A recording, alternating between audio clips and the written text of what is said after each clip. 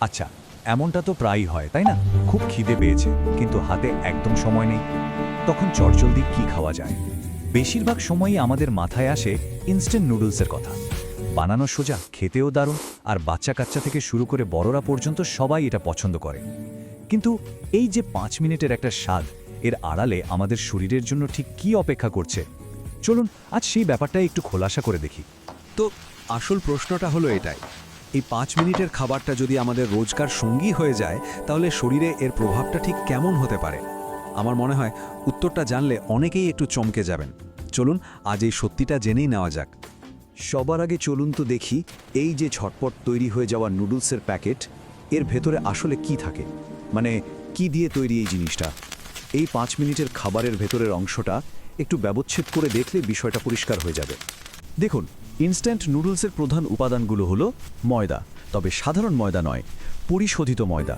সাথে আছে অমচম পরিমাণে লবণ বা সোডিয়াম, অনেক দিন ভালো রাখার জন্য দেওয়া প্রিজারভেটিভ, আর স্বাদের জন্য যোগ করা কৃত্রিম ফ্লেভার। মানে পুষ্টির বদলে আমাদের শরীরে ঢুকছে এক গাদা প্রক্রিয়াজাত জিনিস। আর সবচেয়ে চিন্তার বিষয় কি জানেন?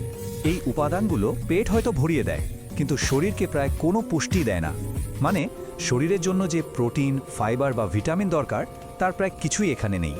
সোজা কথায় বলতে গেলে এটা আমাদের পেট ভরায়, কিন্তু শরীরটাকে আসলে ক্ষুধারও রাখে। বেশ, এবার আমরা আমাদের আলোচনার একেবারে কেন্দ্রে চলে এসেছি। এই যে পুষ্টিহীন একটা খাবার, এটা যদি দিনের পর দিন খাওয়া হয়, তাহলে আমাদের শরীরে এর দীর্ঘমেয়াদী প্রভাবগুলো কি হতে পারে? এই চটজলদি সমাধানের পরিণতি কিন্তু মোটেও চটজলদি বা সহজ নয়। প্রথম যে সমস্যাটা প্রায় সবারই হয় তা হলো হজমের গোলমাল। এই যে প্রক্রিয়াজাত ময়দা দিয়ে তৈরি নুডলস, এটা আমাদের হজম করার সিস্টেমের জন্য বেশ ভারী একটা জিনিস। শরীর এটাকে সহজে ভাঙতেই পারে না। আর এর ফলেই নিয়মিত গ্যাস হওয়া, পেটটা সবসময় ভারী হয়ে থাকা বা কোষ্ঠকাঠিন্যের মতো অস্বস্তিকর সমস্যা দেখা দেয়। হজমের প্রক্রিয়াটাই ধীর হয়ে যায় আর শরীরটাও কেমন যেন ক্লান্ত লাগতে শুরু করে। দ্বিতীয় বড় ঝুঁকিটা হলো ওজন বেড়ে যাওয়া। অনেকেই হয়তো ভাবেন নুডলস খেলে তো পেট ভরেই যায়, তাহলে আবার ওজন বাড়বে কেন? আসলে এর সাথে ওজন বাড়ার সম্পর্কটা কিন্তু বেশ গভীর। এই ছবিটা দেখলেই ব্যাপারটা পরিষ্কার হয়ে যাবে। দেখুন, নুডলসে ক্যালোরি থাকে অনেক, কিন্তু পুষ্টি বলতে প্রায় কিছুই নেই। শরীর যখন কোনো পুষ্টি ছাড়া শুধু ক্যালোরি পায়, তখন সেই ক্যালোরির শক্তি হিসাবে ব্যবহার না করে সরাসরি ফ্যাট বা চর্বি হিসাবে জমিয়ে রাখতে শুরু করে।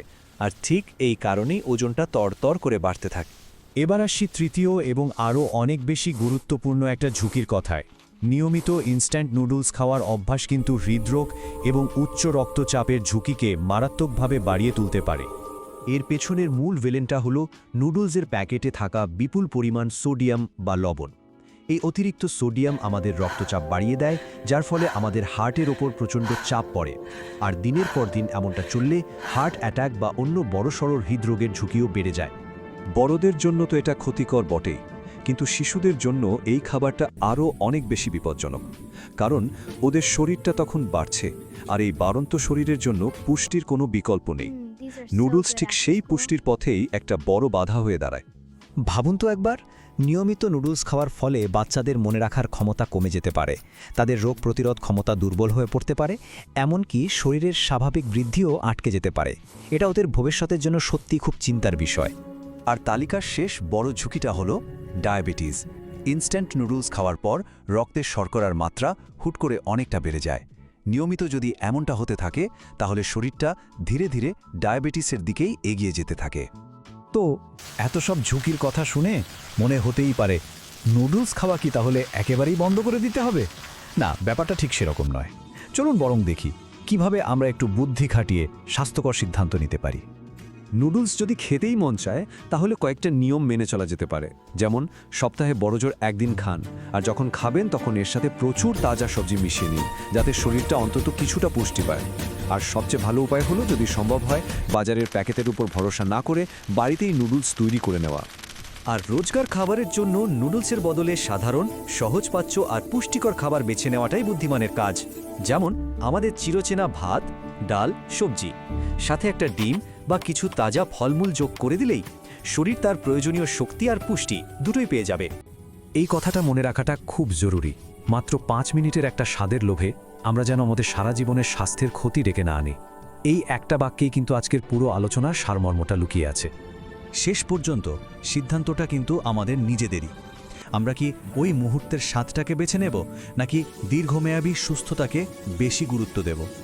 এই প্রশ্নটা নিজের কাছেই করা উচিত, আর আশা করি উত্তরটা হবে একটা স্বাস্থ্যকর জীবন বেছে নেয়া।